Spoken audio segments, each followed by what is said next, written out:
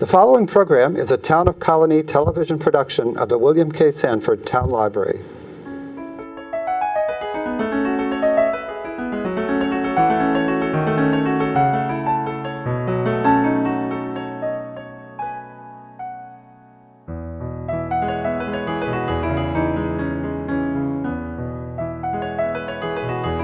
Welcome to Meet the Author. My name is Joe Nash. Today we're going to be talking to Mike DeMasi. He is currently working at the Albany Business Review. I almost said journal. This is a collection of 25 years of his reporting, his favorite stories from the Glens Falls Post-Star, Schenectady Gazette, and the Albany Business Review. It's 25 years, or it's called What They Said, 25 years of telling stories. We're going to talk about his book and his life and writing and everything. And he's going to be here in the library if you want to come and meet him. And he's going to be talking about the book again. Hopefully different things than we talk about now. But Thursday, February 20th, 12:30, noon author talk, but it starts at 12:30. So welcome, Mike. Hi, Joe. So we were just talking about Troy. We're both from Troy. So let me just start with that, because in the beginning of your book, you tell a very interesting story. You were first generation. Your parents came over and you settled in Troy, but they came over in like 1962 or 3 or 1963. Okay. Yeah, from a small town in the southern tip of Italy. Okay, now we think of the wave of immigrants back in the 18. What was there a wave of immigration? Why did they come then? Do you know any of the? Well, sure. They came just like millions of other immigrants. They came for better opportunities. Okay. Living in a small town, it was difficult, economically, and so there were certainly people that. From their town that had already moved to the United States, and my parents came in July 1963. Okay, 1963. Yeah. Yep, and they settled in Troy, where my mother had a cousin that was already living here, and he really helped pave the way for them to move to America, and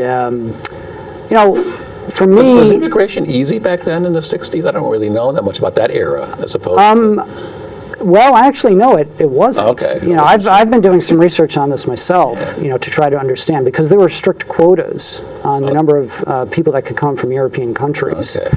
And because my father had a special skill, he was a master tailor. Okay. He was able to get, I guess, an exception, or at least to qualify for, the people that were allowed to immigrate from Italy. And, just like other immigrants, my parents had to learn the language. They came here not speaking English at all. My older brother, Ralph, and my oldest sister, Nell, came with them. I wasn't born yet. I came along in 1969. And you mentioned in your book a few times your woeful lack of knowing Italian, the language. Yeah, I wish I could speak it better. I can understand it. Yeah, okay. Which is good. But conversationally, I get tripped up a lot. I do my best. So you're born in Troy, and then you say also in the introduction you've proudly have not left this area. You stayed close to Troy, and I was telling you before we started, I'm from Troy too, and I'm here I am in Colonie, so we both haven't really strayed too far. So tell me about how you got interested in becoming a journalist. Sure. In Troy High, apparently. Yeah. Well, I guess my first exposure to it was as a student at Troy High. I took a journalism class with a teacher named Joanne Coyle. And, vividly recall doing our first assignment, and she was handing back the papers with the grades on it. And, she said to me something to the effect of, you have a knack for this. So I didn't realize that, but she saw something in me that I didn't realize was there. What year was that? So let's see, I was I think a junior at Troy High, so that would have been like sometime around 1985, 86. So did you, at that point, were you thinking of any kind of career or college or anything, or? No, I don't think that, at that point, no. But what I did do is I started working at the school newspaper. Okay, and you liked doing that? Yeah, I had fun, you got to learn about journalism, and it was a social thing as well. Yeah. And you really felt, you created a kind of a nice bond with the other people on the paper. So how did that sort of move on to actually becoming Sure. more So serious about it? I went to school at Ithaca College, and they have a big broadcast journalism program That's there. right. There's a lot of famous alum Yes, there. there are. So I went there thinking that I would follow that path into broadcast, and I took some video production classes, and you get experience of being on camera, and I found I really didn't like it, frankly, for a variety of reasons. And then in my junior year, there was this great confluence of events where the School of Communications opened a brand new building. There was a new student advisor for the school newspaper. And I really said to myself, I'd like to try print journalism, similar to what I had experienced at Troy High. So I got involved with the school paper called the Ithacan. And, that really kind of turned on a light for me, that I enjoyed that work. All right. Now, there's a story in your book. You're being a little modest here, but you had a big story as a college student that, of course, this is back before the internet and everything, picked up by the AP, and this was apparently, from what I read, it was sort of an expose or so of the college's president's salary. No one knew it was twice as. But tell us that story. Sure, It's very. sure. It's Yeah, very so I'm glad you mentioned this is like pre-internet days. But our student advisor, he made us aware of the fact that the college, as a nonprofit, had to file these disclosures every year with the IRS, which showed the highest paid employees. So he requested this information from the IRS, and we got the disclosure statement. And, surprise, surprise, the college president was the highest paid.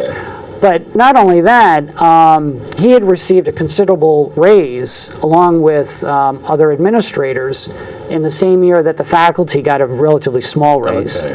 So we, worked on this very kind of straightforward story about this is how much the college president was paid. You say, you go out of your way to say it was basically a nuts and bolts story. You get the facts, you get the statements, and it turned into this big. Well, what happened was, so the story was published in the school paper, and made some waves on campus.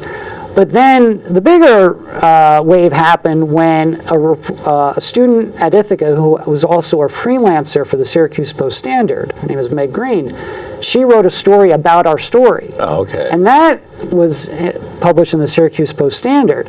And she took a position, not a position, but the way she wrote the story, she really highlighted the fact that the college president was getting paid considerably more than a lot of college presidents around the United States. In the whole country. Yeah. So after that story was published, the AP in New York picked up that story, and so then it subsequently ran in newspapers around New York State. The Syracuse story, not your story. Right, the Syracuse story, but the Syracuse story was about our story. Okay, yes, now I got it. Yeah, Okay. so the story got legs, as they say. Yeah. And so that was a thrill to know that people all across the state, reading their local newspaper would see something about the Ithaca College president. So that's one of those stories that really demonstrates for you as a journalist, the power of the press to get to spread news and information. So did that experience give you a taste of perhaps pursuing that?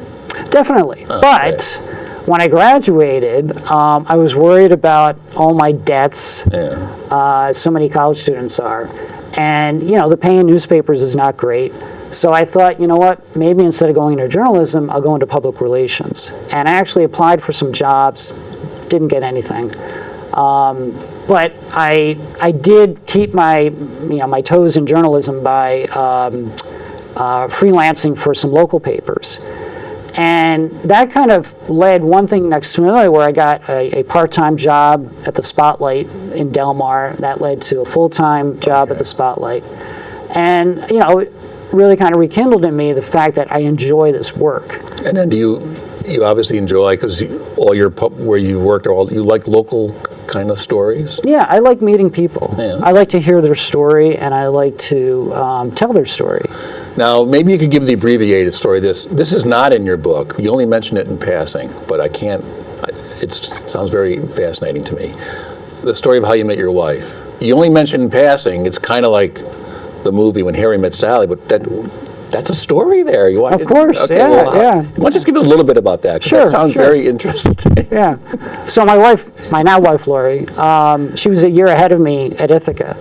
And, first met her when we both attended an honor society meeting for the School of Communications. And you kind of go around the room and say who you are, where you're from. She was in the same program? Yes. Oh, okay, yes, okay. I'm sorry. All right. Yeah, she was in also the School of Communications. And so, found out that she was from Ballston Spa, and I'm from Troy. So there was, obviously a connection there, that we're from the same general area. And, Lori had a car, but I didn't in college. Well, that is like in the movie. Yeah, it is. So how we first got to know each other is I would occasionally get rides home from school Sure. with Lori in her car. All right. Yeah, and so that's how we got to know each other. All right. Well, is that going to be a story somewhere someday? Or what? Maybe. Yeah. All right. So your book, you worked at Glens Falls. What's the name of the Post-Star. Post-Star, Schenectady Gazette for many years, and now you're at the Albany Business Review. I keep wanting to say Journal. That's so okay. here's you've collected about 40 stories. Yeah.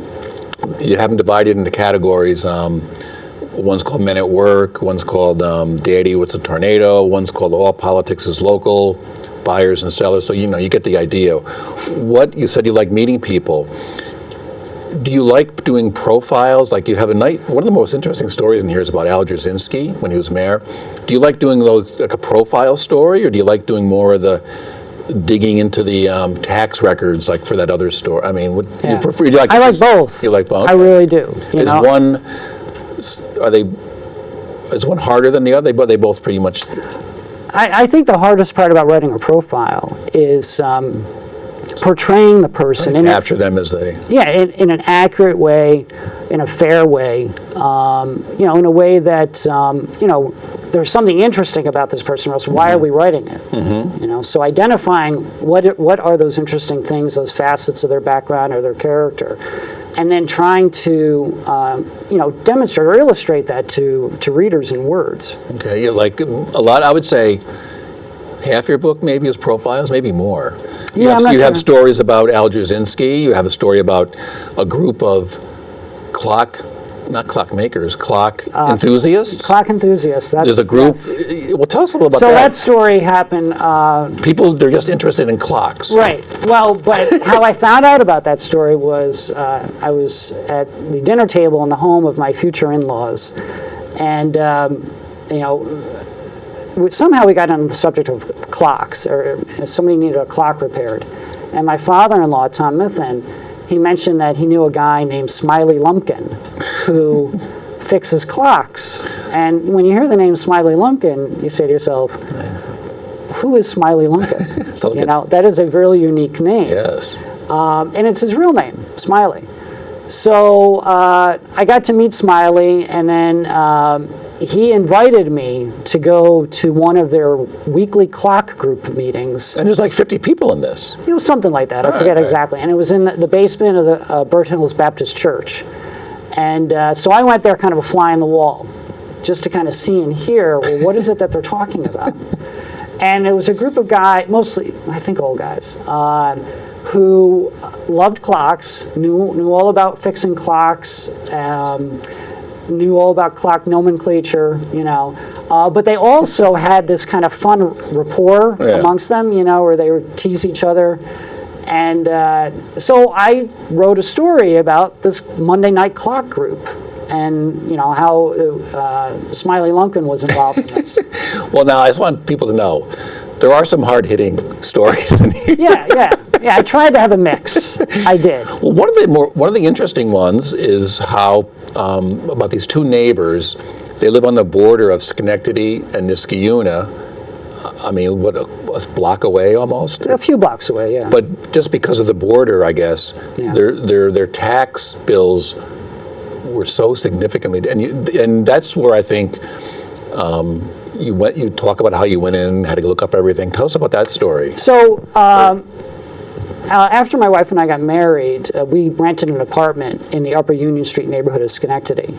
And if anybody knows that area, the border between Schenectady and Niskayuna kind of cuts diagonally through that neighborhood. Mm-hmm. So you have houses on, literally, can be on one side of the street that are in the city of Niskayuna. and on the other side of the street in the town of, city of Schenectady, on the other side of the street in the town of Niskayuna. And I thought it would be interesting to find out, like, well, how are the costs of living different between a family in this house and a family in this house? And they were very similar and... No, they weren't similar. No, I meant their house, oh, right, the value of the yes. house was all... Yes, yes, that was similar, in terms of the size of the family, size of the house, et cetera. But by virtue of the fact that they're in a different municipality, the people in Schenectady paid significantly more, especially for school taxes. And the biggest challenge with that story was finding the families to talk to me. So what I did is I went to the Schenectady County Clerk's office and I looked in the real property record room, and I was able to find the addresses of various homes, and then find who owned those homes, and then find the phone numbers for the people that owned those homes. And then I just started making cold calls, explaining to them who I was and what I was doing.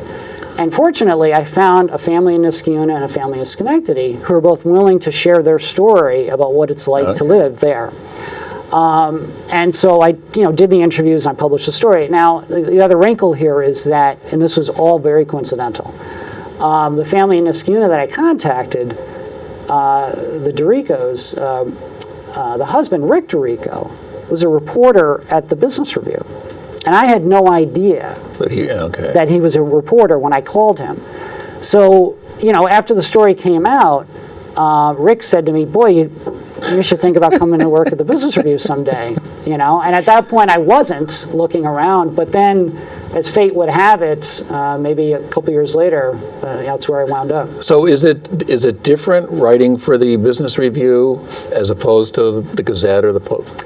It's not, because even though we publish a print edition only one day a week on Fridays, we're publishing every day online. And that's what daily newspapers are doing. But, I mean, it says on your little byline, if you go to the website of the Albany Business Journal, that you specialize in stories about real estate and construction and stuff like that. Now, is that... how do you research these kind of things? Same way you would research any other beat, and that's you get to know the people who are in that business. Whether they're real estate brokers, developers, property owners. The job of a journalist is to know the people who you're writing about, and you do that by, talking to them and learning about their industry and understanding that they know more than you. Yeah. They're the experts. So do you just go sort of out and about and try to find stories, or do they come to you? You get both? Every day, it could be anything from looking at a deed filing in the clerk's office, to following up with somebody that I know, just saying, hey, what's going on? What are you hearing? Well, one of the most interesting sections of your book, I think most of these stories are from the Business Review, is called Buyers and Sellers, about business owners, which is where the tax story came from. There's a story in there about Angelo Maddox, who's a little entrepreneur. He's still in business. Tell us that story. I always found that very interesting. Yeah, so he owns, it's called Fresh and Fly Clothing. It's on South Pearl, right near, the Times Union Center. And, here's somebody who had kind of a tough life growing up, was able to find his way and wound up opening a business that has become a successful business. It's not easy to be in retail in downtown Albany, but he definitely has a niche there. And he's a very personable person and, willing to share his story. So I really enjoyed getting to know him and being able to tell others about, who Angelo Maddox is. Okay, and then there's another story in that section, which I found interesting. It was about the Lionheart Pub in Albany. Now, in the 80s, I was there a few times, I'll say, but it did not surprise me. This is maybe just the story. It didn't surprise me that little place had $1 million a year in sales. Like, that was a very interesting little, because they sold the place for like $3 million, and people were like, what do you mean? That little... Yeah, nobody could believe it. Yeah, but they actually had a good business there. They did. They did, and what was great for me was because there was so much doubt and questions about who would pay this much and why somebody would pay this much, that the owner, Jerry Almond, at my request, he agreed to show me some very private documents as far as the value of the business, tax returns, etc. And he let me then write a story based on what he showed me, so that I could say to readers, well, look at he showed me the goods. This is how they arrived at this valuation. Well, were people sort of outraged, like you can't sell that place for 3.5? I don't know if outrage was the that's not word, the right word, but I think just raised shocked. eyebrows. Yeah. But just like, no, he's bringing. Well, and so the end of that story, which happened after the book was published, was that the guy that bought it, he wasn't able to continue making the debt payments. Long story short, Jerry now owns the business again. Okay, all right. Yeah. Now, it's interesting how you find out about these stories. Now, you have a story in here how in 2004, after the Red Sox won their first World Series since 1918, there was suddenly an influx or a flood of requests for specialized license plates down the DMV for little things that have something to do with the Red Sox. Now, how did you know that there was? Well, they were being. Well, okay, so that's an example of kind of my favorite story, which are where the ideas come from, and that's just something that I observed. And literally, it was probably driving to work and noticing that some cars on the road had these vanity plates celebrating the Red Sox victory, and that sparked my interest to find out, well, how many other people? Well, you must have noticed many. Well, I think I maybe noticed two. But you're like 2 or 3. Okay. But what made that story possible was when I called the Department of Motor Vehicles and I asked for a list of all the vanity plates in New York State that had something to do with the Red Sox. They were able to provide that information to me, as well as who had registered that plate. Okay. So then I was able to backtrack and get in touch with some of the people. Yeah. Well, that's a nice little human interest story. So that was a lot of fun. And that story also got picked up by, I'm pretty sure it ran in maybe the Boston Herald and some other papers. Now, you mentioned in the introduction a little bit the ephemeral nature of these stories. You said less than 100 were memorable out of 10,000. Does that bother you, or is that just? No, it's something you come to realize, you have to accept, if you're in this business long enough, that the vast majority of what you write either will not be read or will not be remembered. Okay, but let me go back to a more serious one here, because I remember these stories. I think 2002 and 3, a whole section of your book is a collection of, I think, 4 or 5 stories about the immigrants to Schenectady from the Guyanese. Guyanese, and I remember that. Tell me about that story, because your parents came over. Is that? Well, were you sort of sympathetic to that situation? Well, at the time I was covering City Hall for the Gazette, and so certainly I heard about and was aware of this effort that Al Jasinski was making to encourage people who are of Guyanese descent to move from New York City to Schenectady, because the cost of living up here is significantly less. The cost of real estate, much cheaper. And so for people that kind of got tired of the rat race of living in the city, they saw Schenectady as a welcoming place, like, come here, buy a home, settle down. And so, the fact that I'm the son of immigrants, certainly I had an appreciation for an understanding of, what it means for somebody to come to this country, first or second generation.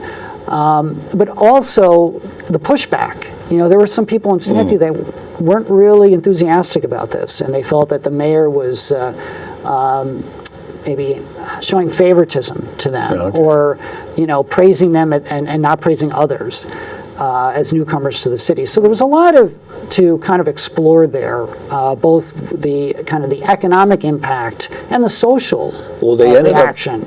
they have a large community now, right? Yes. And I think they actually have, I wrote it down, I can't find it now. They actually have a day now in the park for... Yeah, and there's a member of the city council who's a Guyanese American, and unless I'm mistaken, he's going to be the next city council president. It's just like every other group that's come to America. They're on the city council. Yeah, they have their own. Yeah. So I was going to say, all right. So this you're going to be here on Thursday, February 20th, 12:30. Yeah. I think we've only scratched the surface here. You get an idea of the wide range of stories here, and you'll be telling some of the same ones, maybe some new ones. And if anyone has any questions, you'll be taking questions. Let me just end with this. Since I started in the library world before the internet. You mentioned before the internet. You started in the newspaper world before the internet. I don't even know what to say anymore. What do you think about the way things are now versus then? I love the beginning of your book. You talk about using microfilm. It's a lost art. It definitely is, and we don't even have it anymore because the machines are so old, no one can service them. And believe me, people still come in here all the time wanting microfilm. It's hopefully, I think some libraries still keep it, but it's an amazing resource. I pray that people don't get rid of it. But what do you think about the news business as opposed to when you started? Yeah, well, I think the internet's been a double-edged sword. You know, on the one hand, the more readers than ever before can see your stories, at the push of a few buttons, which is amazing. On the other hand, it's just decimated the economic basis or economic model that at least daily newspapers have existed on for so long because there's so little value today in a print ad compared to the way it used to be, and circulations have obviously dropped considerably. Newsrooms are much smaller today. And I think there's a lot of getting stories out there immediately before sometimes they're even sort of all the research has been done. Is there an urgency to the news?